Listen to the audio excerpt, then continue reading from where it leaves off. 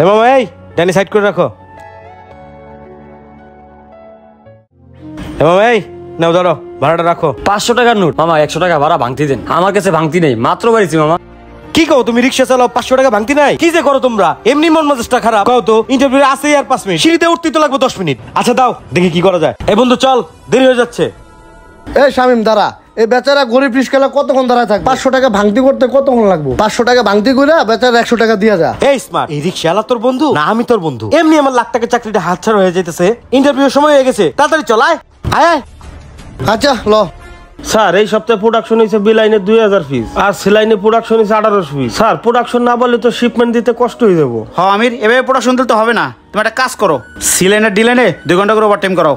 আসসালামু আলাইকুম স্যার। ওয়ালাইকুম সালাম শামীম সাহেব, বসেন। আপনাকে 2 ঘন্টা ওয়েটিং এ রাখছি, এই জন্য সরি, একটু জরুরি কাজে বাইরে গেছিলাম তো। যাই হোক শামীম সাহেব, আপনি যেহেতু রকিব সাহেবের লোক, তাহলে তো নতুন করে আর বলার কিছু নাই, ইন্টারভিউর কোনো দরকার নেই। আপনার মতো একজন অ্যাকাউন্টেন্ট আমাদের কোম্পানিতে খুব দরকার। তা আমির কি বলো? জি স্যার। তাহলে একটা কাজ করেন, আপনাকে তো স্যালারির কথা বলাই আছে, আমরা কিন্তু 50-এর উপরে দিতে পারবো না। যদি হয় তাহলে 1 তারিখ থেকে জয়েন করেন। Okay sir. আমির ওনাকে একটা জয়েনিং লেটার দিয়ে দাও। স্যার গতকাল তো কম্পিউটারে একটু সমস্যা দেখা দিছে, আমি মেকানিক খবর দিছি আসতেছে। ও কি বলো? আচ্ছা যেহেতু অ্যাপয়েন্টমেন্ট লেটার দিতে পাচ্ছি না, আপনি একটা কাজ করেন, 1 তারিখ থেকে জয়েন করেন, আপনার অ্যাপয়েন্টমেন্ট লেটার লাগবে না। ওকে তাহলে আসি স্যার। আচ্ছা যান। ওই 2 ফুলের আজকে ওভারটাইমে রেখে দাও, পরবর্তী যেন প্রোডাকশনে সমস্যা না হয়, ঠিক আছে? জি স্যার। কি ব্যাপার, স্যার তো নাই, স্যারের চেয়ারও ফাঁকা। আসসালামু আলাইকুম।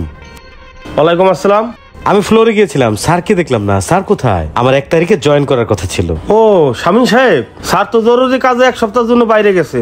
আপনি একটা কাজ করেন, আপনি 1 সপ্তাহ পর আসেন। 1 সপ্তাহ পর? হ্যাঁ। আচ্ছা ঠিক আছে। আসসালামু আলাইকুম। ওয়ালাইকুম আসসালাম।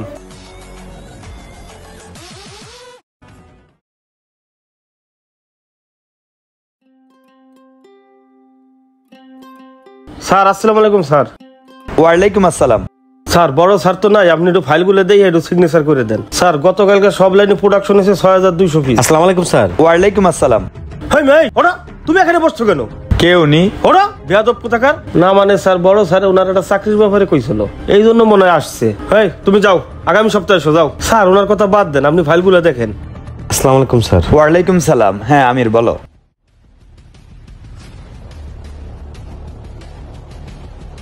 আসসালামু আলাইকুম স্যার। ওয়ালাইকুম সালাম। আরে শামীম সাহেব যে। স্যার আপনি অফিসে না থাকাকালীন আপনার এই 2 টাকার কর্মচারী আমার সাথে যে খারাপ ব্যবহার করছে, একবার তো অফিস থেকে বেরই করে দিছে। আমার তো একটা মান সম্মান আছে নাকি স্যার? আর আপনি আমাকে এইভাবে ঘোরাচ্ছেন কেন? চাকরি দিলে দিবেন, না দিলে বলবেন। যদি চাকরি না দেন আমি কিন্তু আপনার নামে হ্যারাসমেন্টের মামলা করতে বাধ্য হব। হ্যারাসমেন্টের মামলা করবেন? কিন্তু আপনাকে তো আমরা অ্যাপয়েন্টমেন্ট লেটার দেই নাই, মামলাটা করবেন কি দিয়ে? আর হ্যারাসমেন্টের বাংলা জানো কি? হয়রানি। মানে আপনি মানহানির মামলা করবেন। তা আপনার নিজের কি মান সম্মান আছে? আপনি 100 টাকা একটা রিক্সাওয়ালাকে দিতে পারেন না, সামান্য রিক্সাওয়ালার 100 টাকা মেরে খান, আর আপনি মান সম্মানের ভয় দেখাচ্ছেন। মনে পড়ে যেদিন আপনি আমার অফিসে ইন্টারভিউ দিতে আসছিলেন, একটা রিক্সাওয়ালার 100 টাকা আপনি দেন নাই, মনে করেন? আপনি যখন আমাদের অফিসে ওয়েটিং এ ছিলেন, তখন আমি জরুরি কাজে একটু বাইরে যাই, দেখি আপনার রিক্সাওয়ালা 2 ঘন্টা যাবত দাঁড়িয়ে আছে আপনার জন্য। এই রুহুল। জি স্যার। গাড়িটা বের করো তাড়াতাড়ি, আজমপুর যেতে হবে। Okay sir. যাও।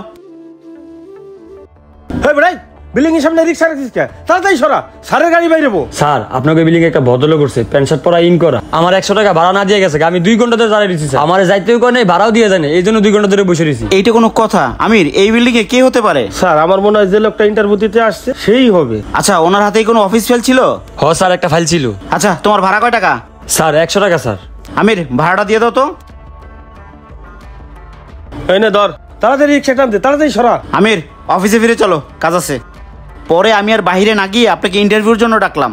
আমি আমার অফিসের পিয়ন দিয়ে শিওর হইলাম যে আপনি সেই ব্যক্তি যে রিক্সাওয়ালার ভাড়া না দিয়ে চলে আসছেন। কি মনে পড়লো? শামীম সাহেব, রিক্সাওয়ালাটাকে দেখে খুব মায়া লাগলো। আপনি রিক্সাওয়ালার 2টা ক্ষতি করছেন। প্রথম ক্ষতি করছেন তার 100 টাকা ভাড়া আপনি দেনই নাই। দ্বিতীয় ক্ষতি করছেন তাকে 2 থেকে 3 ঘন্টা আপনি বসায় রাখছেন। ওই বেচারাকে আপনি এখানে বসিয়ে না রাখলে 2-3 ঘন্টা আরো ভাড়া মারতে পারতো। তার সময়ের মূল্য আপনি দেন নাই। একজনের সময়ের মূল্য আপনি দিতে পারেন না, আপনি নিজের সময়ের মূল্য আপনি নিজেকে কিভাবে দিবেন? শোনেন শামীম সাহেব, আপনার কাছে লাখ লাখ টাকা হয়তো কিছু না, কিন্তু রিক্সাওয়ালার কাছে 100 টাকা অনেক কিছু। তার একদিনের বাজার খরচ, পরিশ্রমের টাকা। আপনি সামান্য রিক্সাওয়ালার 100 টাকা মেরে খাইছেন, আর আপনি আমার কোম্পানির অ্যাকাউন্টসের দায়িত্ব পালন করবেন, লাখ লাখ টাকা নাড়াচাড়া করবেন। আপনাকে বিশ্বাস করি কিভাবে? আপনার তো নীতিই ঠিক নাই।